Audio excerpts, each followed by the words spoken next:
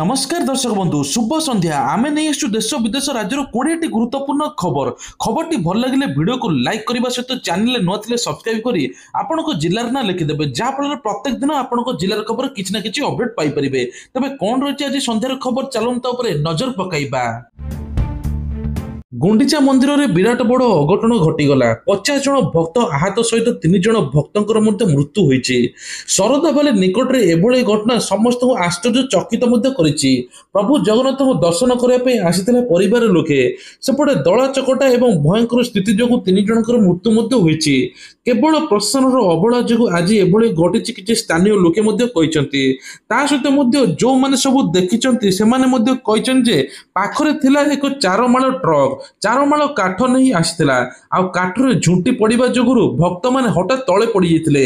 अन्य भक्त तांको ऊपर चढ़ी जाइथिले जहा फल घटनास्थल में 2 जनकर मृत्यु होगा सहित मेडिकल आउ जनकर मृत्यु होइछि। 50 रु अधिक लोक एथरे आहत होइछंती। एपटे मुख्यमंत्री क्षमा प्रार्थना मागिचंती।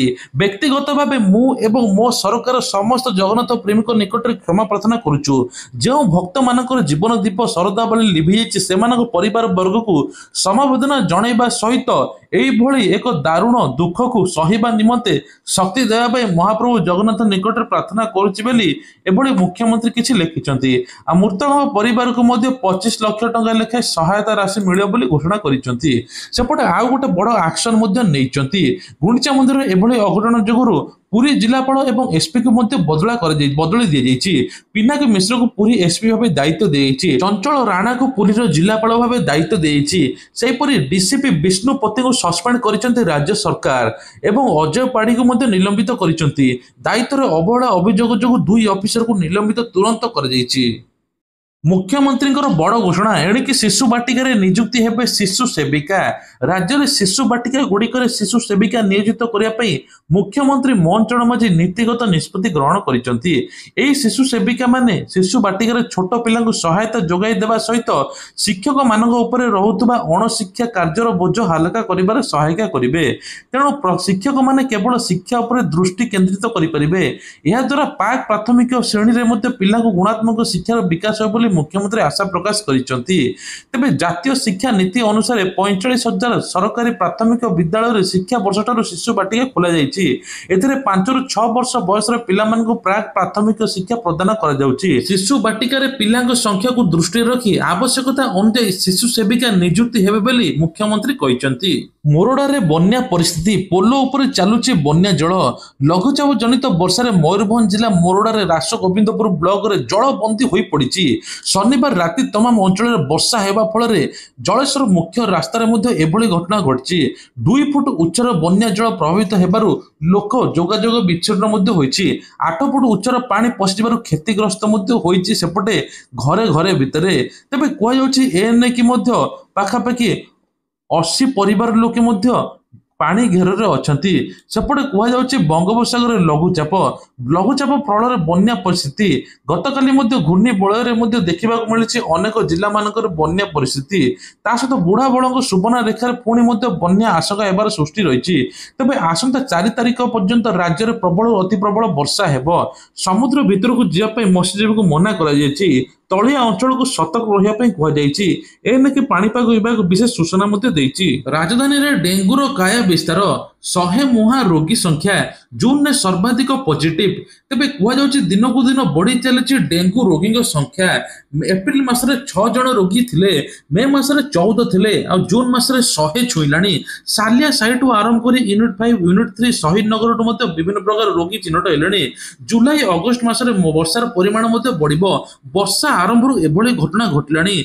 बीएमसी पक्षर आखि दृश्या कौन पदक्षेप नि विभिन्न स्थान में टायर पानी कुंड थर्मोकोल गदा होइछि जहाँफल एसबू पानी रही मशा लाभा सृष्टि होउछि आ विभिन्न प्रकार लोक डेंगू सृष्टि होउछि। एने कि मशार वंश वृद्धि पाउछि। हाईकोर्ट को बड़ निष्पत्ति बलात्कार मामला डाक्तरी परीक्षा सहित गर्भधारण परीक्षा बाध्यतामूलक। एने कि बड़ निष्पत्ति नियछि। बलात्कार अभियोग डाक्तरी परीक्षा सहित गर्भधारण बाध्यतामूलक बोली हाईकोर्ट निर्देश देछि। पुरी आसुवा श्रद्धालुओं ओडिशा पुलिस बड़ सूचना 2 घंटा किंबा ऊर्ध्व समय अपेक्षा करने को पड़ पारे। तेबे पुरी को आसुवा योजना करुवा भक्त दयाकोरी यह ध्यान दिंतु। दयाकोरी ध्यान रखी महाप्रभु को दर्शन पर आसतु।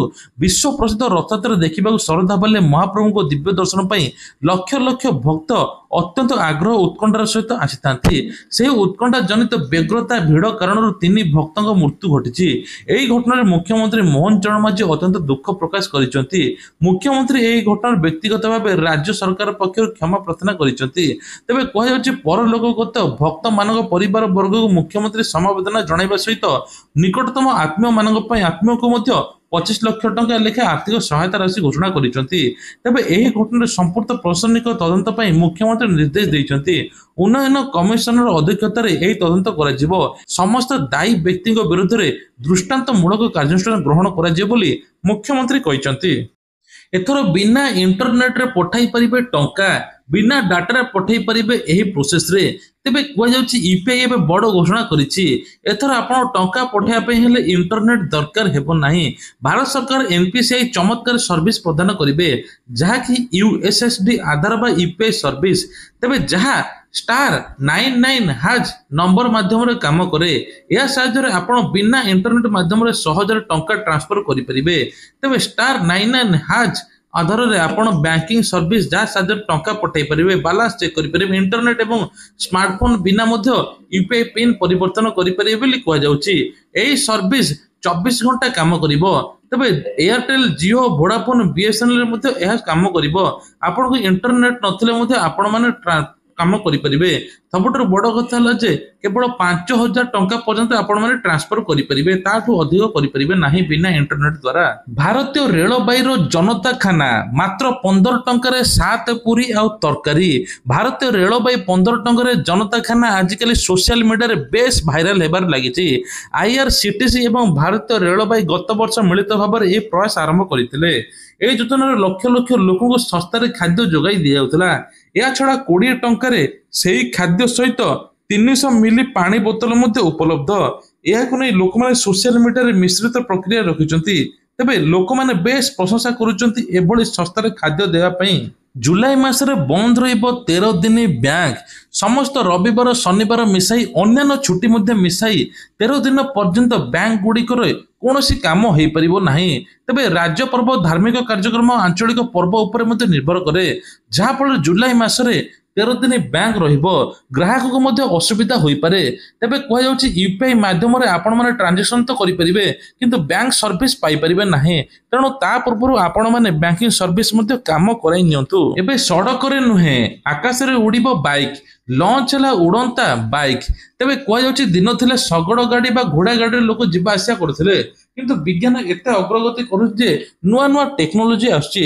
साइकिल, कार, बस, ट्रेन, एरोप्लेन एमिति आपण माने गाड़ी देखिथिबे किंतु एतर बाइक मध्ये उड़िबो।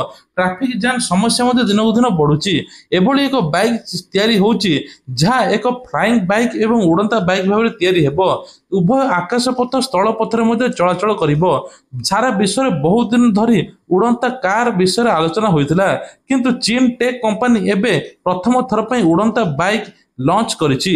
एही बाइक बेଳ भूमि रे चलिबो नाही, आकाश रे मध्ये उड़ियो बोली कह जाउछि।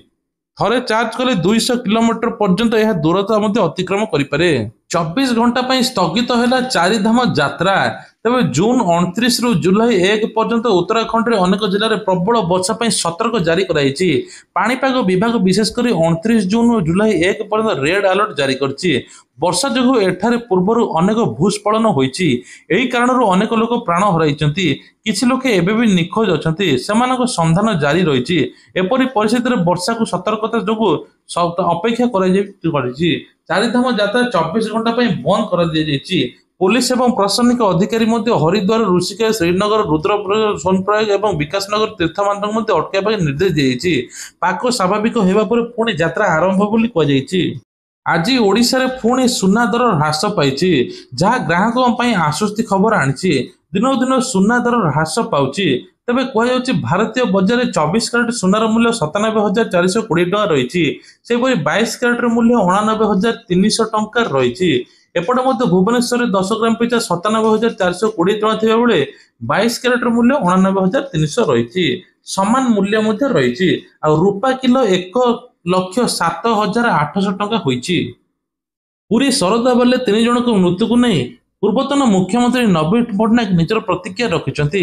କହିଛନ୍ତି ମହାପ୍ରଭୁ ଜଗନ୍ନାଥଙ୍କ ପାଖରେ ଏଭଳି ଘଟଣା 100 ବର୍ଷ ପରେ ଘଟିଛି।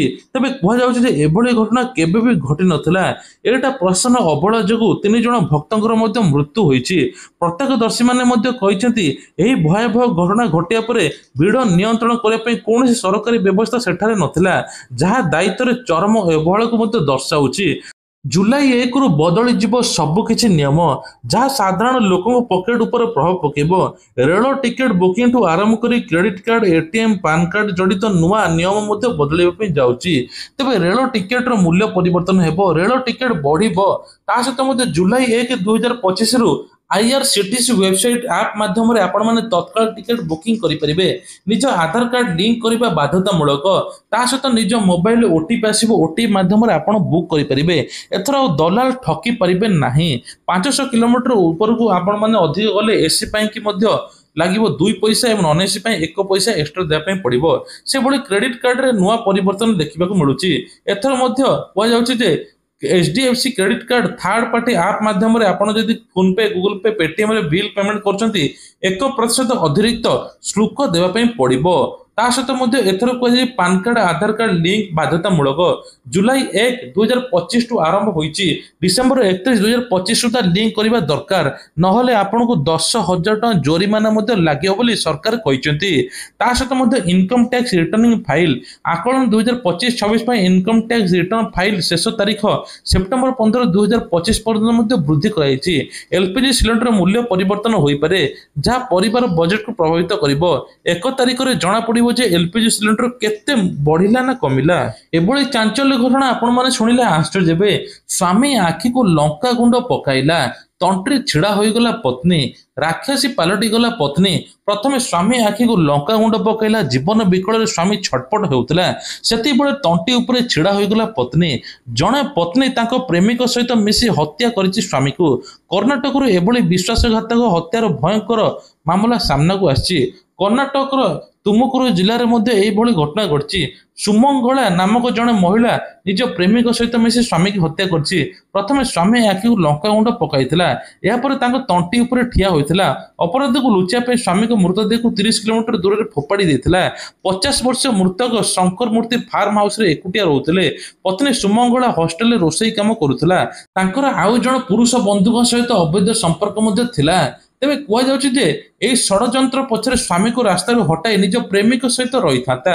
ସେତିକିରେ ମନ ଶାନ୍ତି ହେଲାନି ଯେ ସ୍ୱାମୀ ଆଖିକୁ ଲଙ୍କା ଗୁଣ୍ଡ ପକାଇ ଠେଙ୍ଗାରେ ପିଟିଥିଲା। ତାପରେ ଶେଷରେ ସ୍ୱାମୀ ତଣ୍ଟି ଉପରେ ଠିଆ ହୋଇପଡ଼ିଥିଲା। ଆଜିକାଲି ନାରୀକୁ ସତ ଜୁହାର। ତେବେ କୁହାଯାଉଛି ଆଜିକାଲି ସ୍ତ୍ରୀକୁ ବିଶ୍ୱାସ କରିବା ଉଚିତ ନୁହେଁ।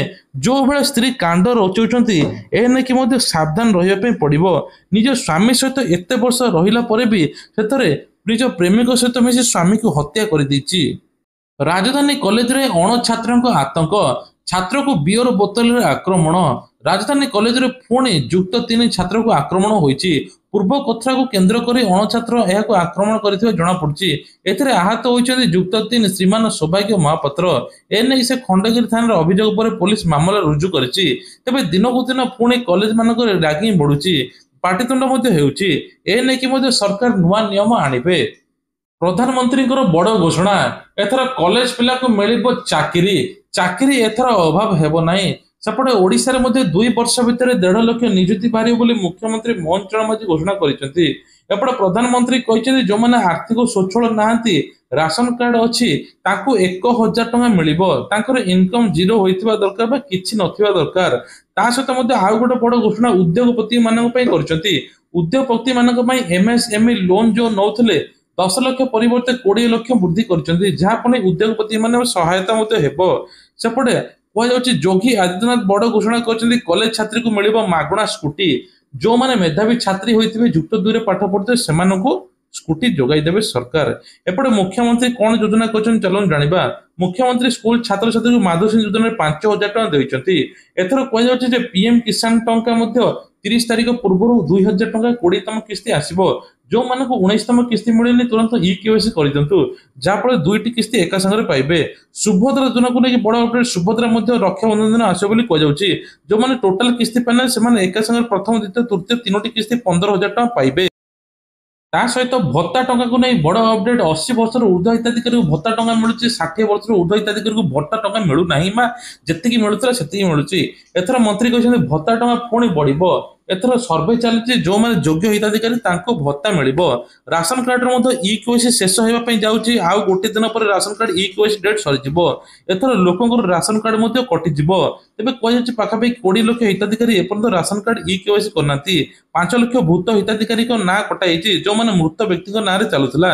ତେବେ ଇଏ ଥିଲା ଆଜିର ଦେଶ ବିଦେଶ ରାଜ୍ୟର କିଛିଟା ଗୁରୁତ୍ୱପୂର୍ଣ୍ଣ ଖବର। ଖବରଟି ଭଲ ଲାଗିଥିଲେ ଭିଡ଼ିଓକୁ ଲାଇକ୍ କରିବା ସହିତ ଚ୍ୟାନେଲ ନୂଆ ଥିଲେ ସବସ୍କ୍ରାଇବ କରିଦେବେ। ଜୟ ଜଗନ୍ନାଥ।